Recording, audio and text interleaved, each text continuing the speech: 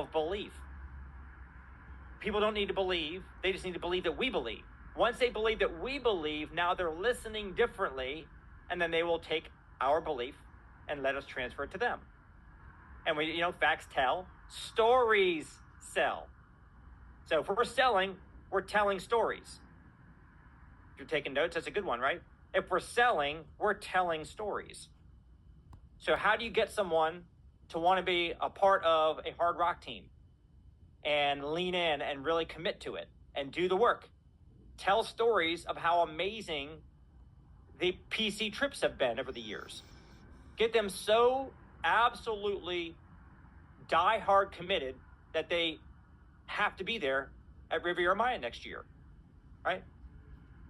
If you can tell people stories of people you have met along the way in Legal Shield who are now six-figure earners and living an amazing life because they were on the Sunday night call. You always saw them on the attendee list on the Sunday night calls.